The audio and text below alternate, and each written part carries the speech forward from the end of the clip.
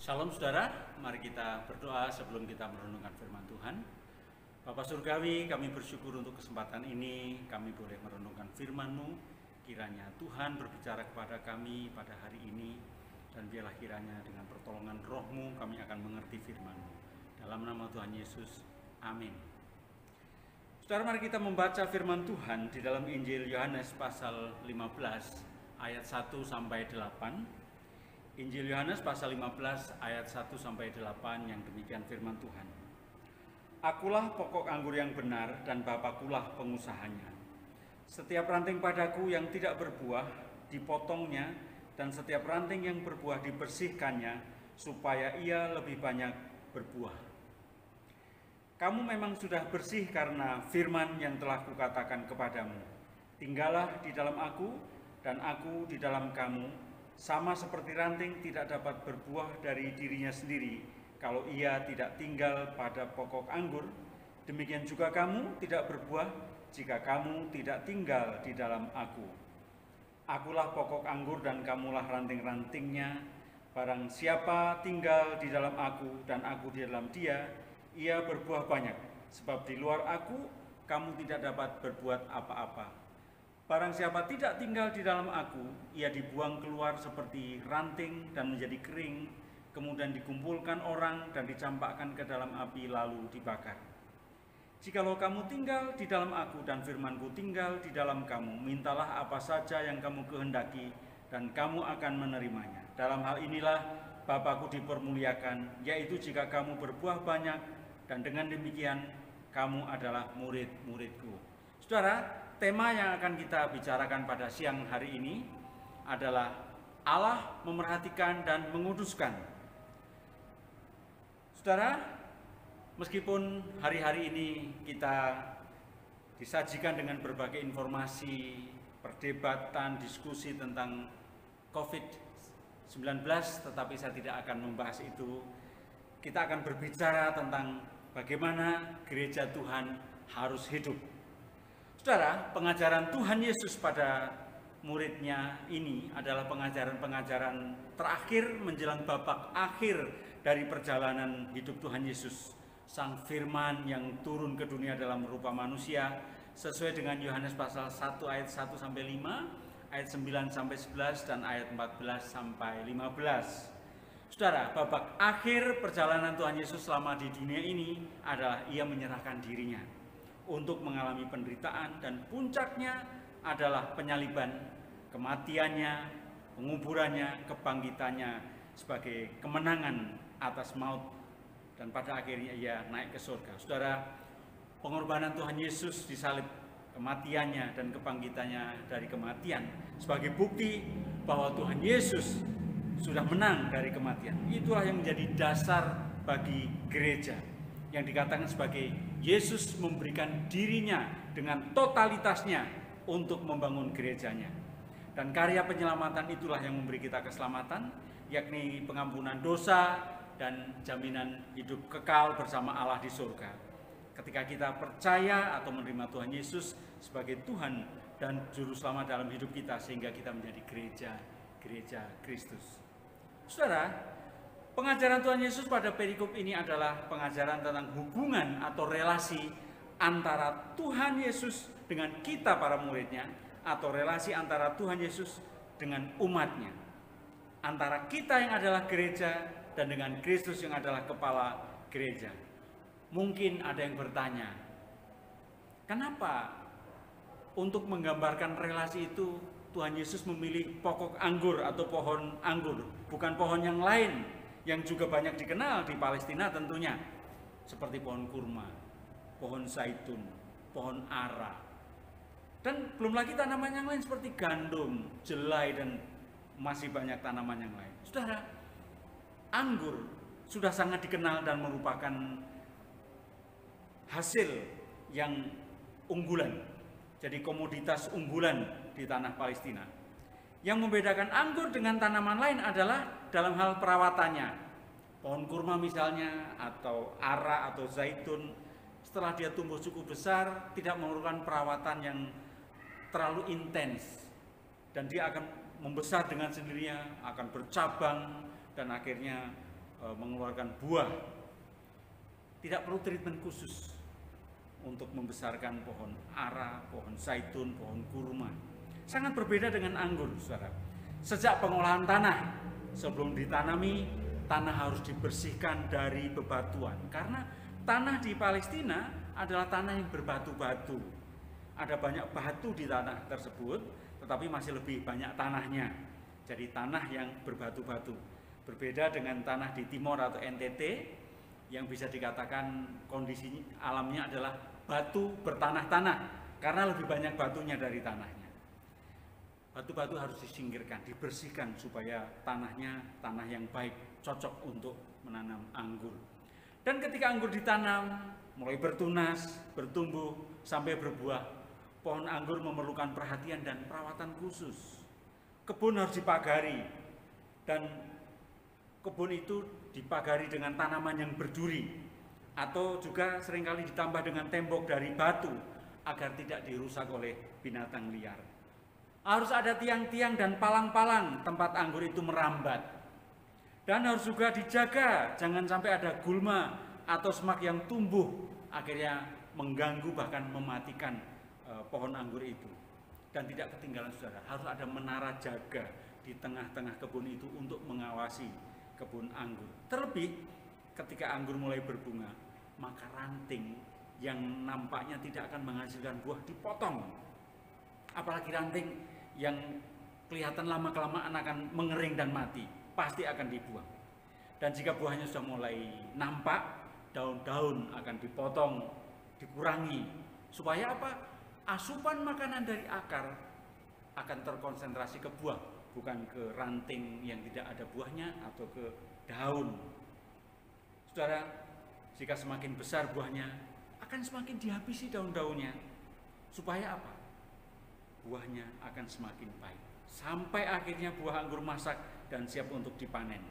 Bisa langsung dijual ke pasar, dibawa ke pemerasan untuk memperoleh grape juice, atau air anggur itu disimpan dengan proses fermentasi sehingga menjadi wine. Bisa juga dikeringkan menjadi kismis, dan saudara tahu bahwa kismis itu adalah buah tangan atau oleh-oleh yang sangat pantas dibawa.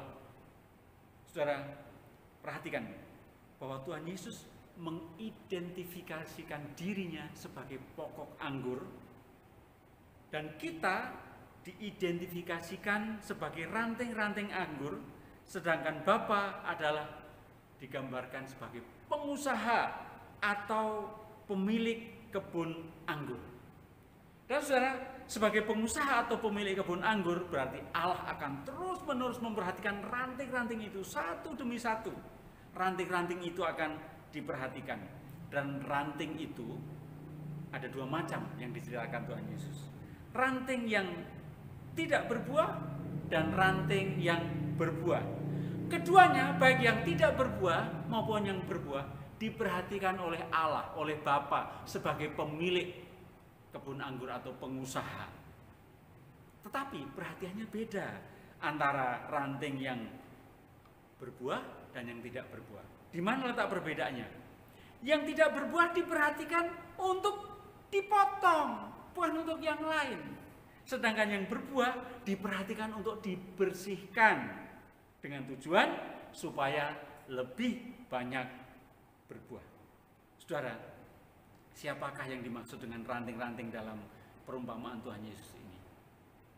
Saudara, ranting yang tidak menghasilkan buah itu adalah gambaran orang yang hanya mengaku sebagai umat Allah, hanya mengaku sebagai pengikut Kristus, tetapi tidak sungguh-sungguh menyerahkan hidupnya. Mereka adalah pengikut semu yang segera kecewa jika apa yang diharapkannya tidak diperolehnya. Saudara, saya mengajak kita kembali kepada Injil Yohanes pasal 6. Di sana dimulai dengan kisah tentang Tuhan Yesus memberi makan 5.000 orang hanya dengan 5 roti dan 2 ikan. Saudara, setelah peristiwa Yesus memberi makan 5.000 orang itu, orang-orang ingin dengan paksa menjadikan Yesus sebagai raja. Dan karena itu Yesus menyendiri di gunung. Sementara para muridnya menyeberang danau menuju ke Kapernaum. Jadi mereka naik perahu menyeberang danau Galilea menuju ke Kapernaum. Dan orang-orang yang ikut makan roti itu tahu murid-muridnya pergi, tetapi Tuhan Yesus tidak ikut bersama mereka. Mereka tidak tahu Tuhan Yesus kemana. Dan saudara, ketika murid-murid di danau Galilea menyeberang dengan perahu, di tengah-tengah perjalanan, di tengah-tengah danau, mereka berjuang dengan angin dan gelombang yang bergelora.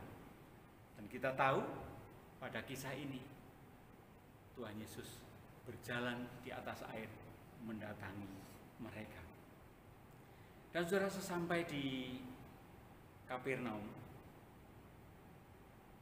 orang-orang yang tadi makan roti 5.000 orang itu menyusul ke Kapernaum karena memang mereka melihat para murid itu naik perahu menyeberang danau Galilea menuju ke Kapernaum.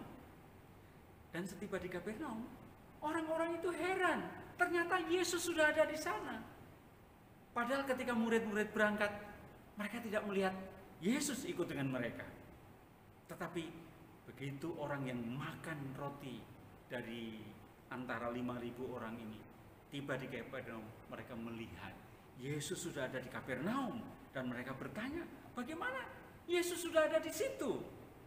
Dan Yesus menegur mereka bahwa mereka sebenarnya mencari Yesus bukan karena melihat mujizatnya atau mau belajar tentang kebenaran. Tetapi Yesus menegur mereka bahwa orang-orang itu mencari Yesus hanya karena mereka sudah makan roti dan mereka kenyang. Saudara, kita bisa melihat kenapa Tuhan Yesus menegur. Ingat bahwa mereka mau memaksa Tuhan Yesus menjadi raja. Mereka dengan paksa mau menjadikan Yesus sebagai raja. Mungkin dipikirnya hanya dengan 5 roti 2 ikan bisa cukup untuk makan 5.000 orang. Bisa-bisa kita tidak usah bekerja, tidak usah susah payah, tidak berjerih lelah. Kita akan kecukupan makanan, tidak akan pernah kekurangan. Sehingga Yesus menegur supaya mereka mencari makanan yang bertahan sampai hidup kekal. Kita berpikir, makanan apa yang bisa bertahan sampai hidup kekal? Dan ketika mereka bertanya-tanya, makanan seperti apa itu yang bisa bertahan sampai hidup kekal? Kita tidak pernah menemukan makanan apa itu. Makanan kita selalu basi, hanya dalam kurun waktu tertentu. Tapi Yesus berbicara kepada orang-orang yang sudah makan dari 5 roti dan 2 ikan itu, supaya mencari makanan yang bertahan sampai hidup kekal. Apa yang dimaksudkan Yesus dengan makanan yang bertahan sampai hidup kekal? Yesus menyatakan bahwa dirinya adalah roti hidup yang turun dari surga. Dan bahwa untuk memperoleh roti hidup yang turun dari surga, yaitu dirinya itu, mereka harus makan dagingnya dan minum darahnya. Mereka semua syok. Bagaimana mungkin mereka bisa makan daging Tuhan Yesus dan minum darah Tuhan Yesus? Mulailah mereka bersungut-sungut, saudara. Dan Yohanes pasal 6 ayat 60 sampai 66 menceritakan bahwa banyak orang itu menjadi goncang, bahkan murid-muridnya juga goncang, dan pada akhirnya mereka mengundurkan diri. Orang-orang yang tadinya makan dari 5 roti dan 2 ikan itu mengundurkan diri dan tidak lagi mengikut dia. Perhatikan saudara, mereka menjadi goncang dan mengundurkan diri dan tidak lagi menjadi pengikutnya. Saudara, inilah gambaran ranting yang tidak berbuah. Ranting yang kering, yang dipotong karena mereka adalah pengikut semu. Ketika harapannya, keinginannya tidak mereka dapatkan, mereka menjadi kecewa, undur, dan tidak lagi mengikut Tuhan. Dan saudara, ranting yang berbuah adalah umat Allah atau pengikut Kristus yang sungguh-sungguh beriman, mengikut Tuhan dengan kesungguhan hati, bukan supaya mendapatkan sesuatu, tetapi supaya berkenan kepada Allah. Saudara, perhatian Bapa atau Allah kepada umatnya yang beriman adalah bahwa Allah Bapa membersihkan. Allah membersihkan umatnya. Orang yang sungguh-sungguh beriman kepada Allah dibersihkan. Saudara, gambaran dibersihkan di sini adalah gambaran tentang pengudusan.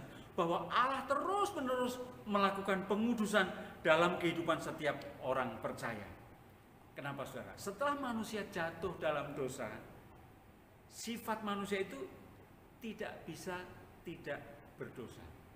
Mulai dari pemikiran, perkataan, perbuatan, tidak bisa tidak berdosa.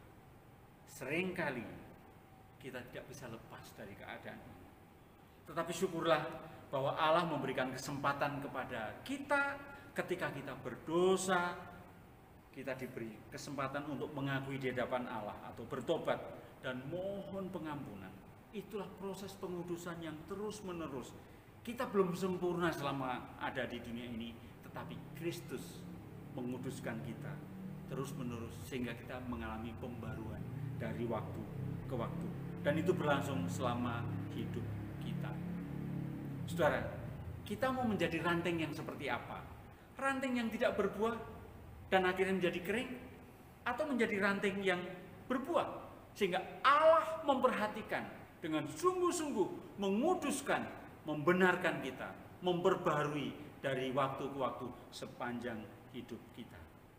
Saudara, jika saudara rindu diperhatikan oleh Allah, jadilah seperti ranting yang berbuah dan relakan diri saudara dibersihkan, dikuduskan terus-menerus oleh Allah. Dari pikiran dan keinginan yang najis dan tidak murni, dari perkataan dan perbuatan yang mungkin menyakiti orang lain, dari sifat dan watak yang duniawi. Karena itulah hakikat gereja, bahwa kita menjadi ranting yang berbuah, maka Allah akan membersihkan kita terus-menerus sepanjang hidup kita. Mari kita berdoa. Terima kasih Bapa untuk firman-Mu. Biarlah kiranya kami menjadi ranting yang berbuah, menjadi umat-Mu yang mau dibersihkan dan mengalami pembaruan dari waktu ke waktu, terus-menerus selama hidup kami. Dalam nama Tuhan Yesus kami mohon pertolongan Roh-Mu yang kudus. Haleluya. Amin.